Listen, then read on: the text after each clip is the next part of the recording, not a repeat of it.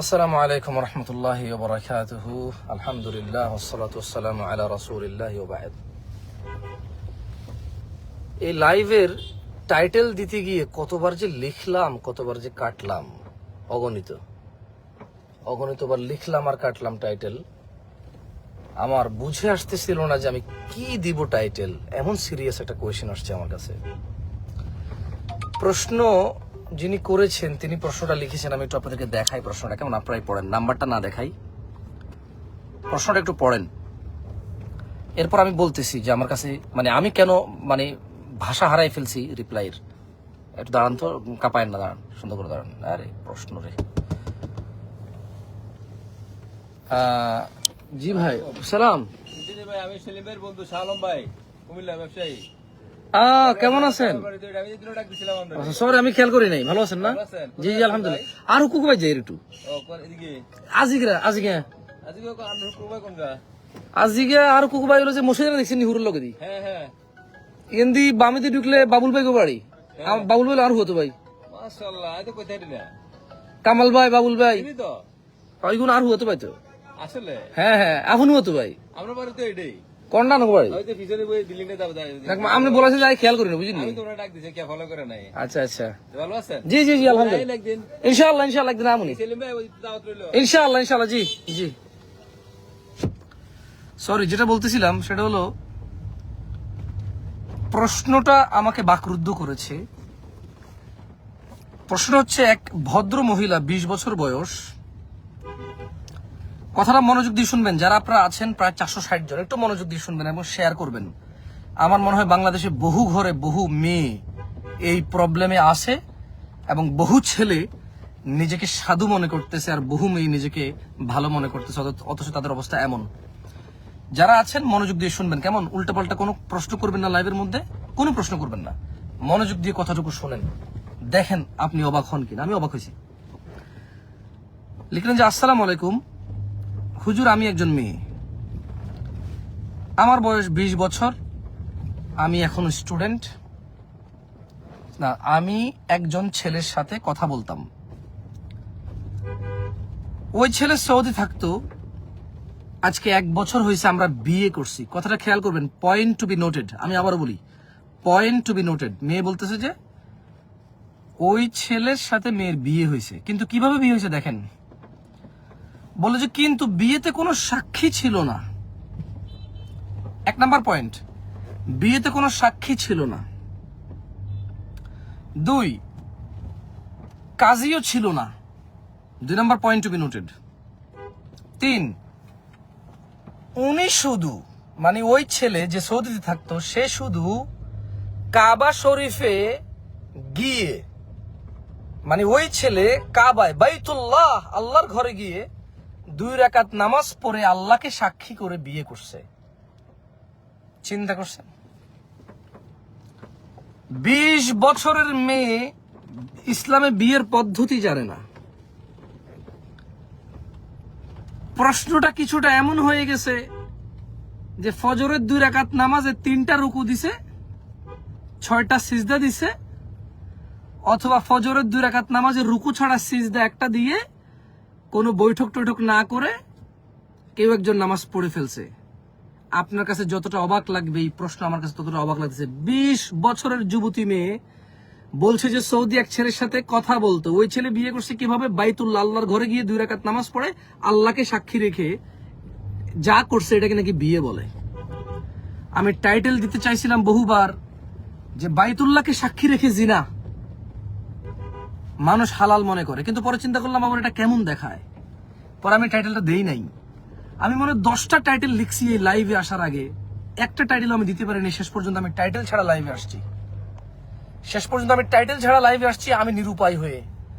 মেয়ে 3টা পয়েন্ট। 1, বলছে যে কোনো সাক্ষী ছিল না, তার মেয়ে মনে করছে যে কোনো মানুষ যদি থাকে সাক্ষী তাহলে হয়ে যাবে বিয়ে, কিন্তু সাক্ষী হইতে হয় মেয়ের বাবা।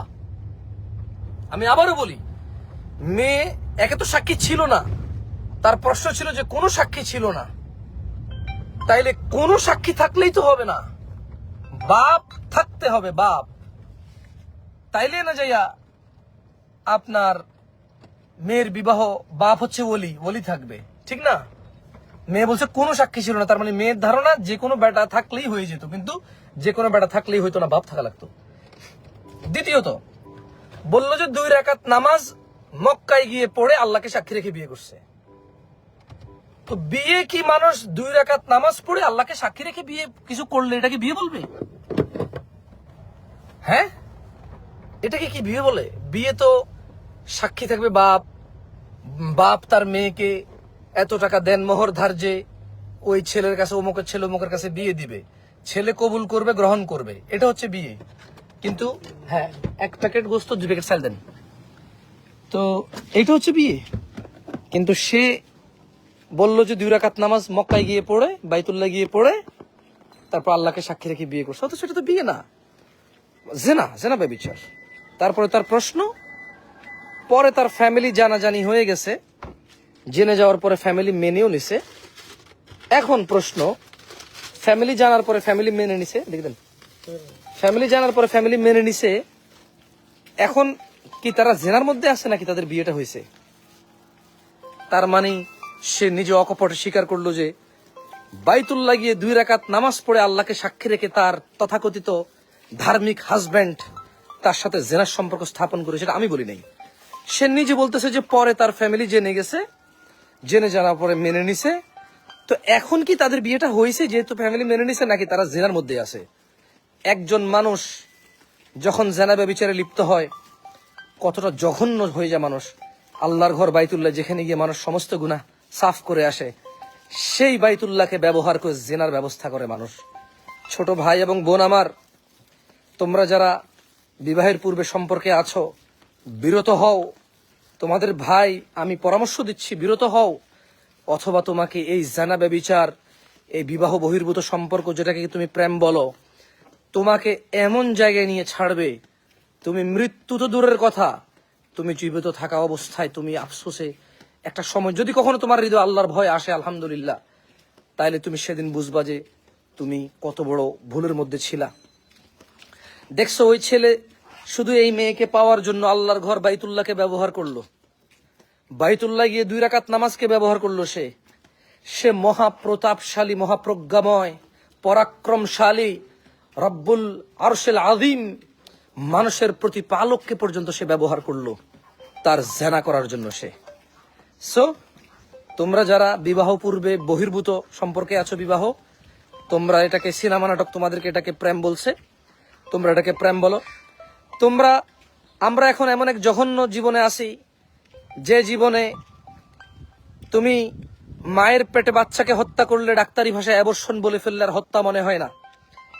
এমন এক পৃথিবীতে আছি, এমন এক বর্তমান সময় পার করতেছি যা লজ্জাস্কর এবং যা জঘন্যতম এক সময় যাচ্ছে, যেখানে মায়ের পেটে, মায়ের গর্ভে বাচ্চা হত্যা করে অ্যাবর্শন বলে, যেখানে বিবাহের পূর্বে ছেলে ও মেয়ে কথা বলা জেনাকে প্রেম এবং ভালোবাসা বলে। এমন এক বর্বর সময় পার করতেছি। জাহিলি যুগে এমন ছিল কিনা জানি না। জাহিলি যুগে মায়ের গর্ভে বাচ্চা হত্যা করতো না, কন্যা সন্তান হয়ে গেলে মেরে ফেলতো জীবিত হওয়ার পর, এবং তারা মনে করতো এটা হত্যা। কিন্তু আজকে মায়ের গর্ভে বাচ্চা হত্যা করে অ্যাবর্শনের নামে চালিয়ে দিচ্ছ তোমরা। বিরত হও ভাই আমার, বিরত হও। আর ইসলামে বিবাহর পদ্ধতি একটাই, মেয়ের বাবা মেয়েকে কোনো ছেলের কাছে বিয়ে দিবে, বাপ নাই, চাচা নাই, দাদা নাই, ভাই, এভাবে নিকটবর্তী একজন থাকতে আরেকজন চলবে না, প্রথম জন থাকতে দ্বিতীয়জন চলবে না। একটাই বিয়ের পদ্ধতি, আর কোনো বিয়ের পদ্ধতি নাই। গোপনে যে পুরুষ বিয়ে করতে চায় তার কাছে বিয়ে বসবা না, তার সাথে আত্মীয়তা করবা না। যে পুরুষ বলে যে আমি এখন বিয়ে করবো, জানাবো না, পরে জানাবো, খবরদার, তার সাথে আত্মীয়তা করার দরকার নাই।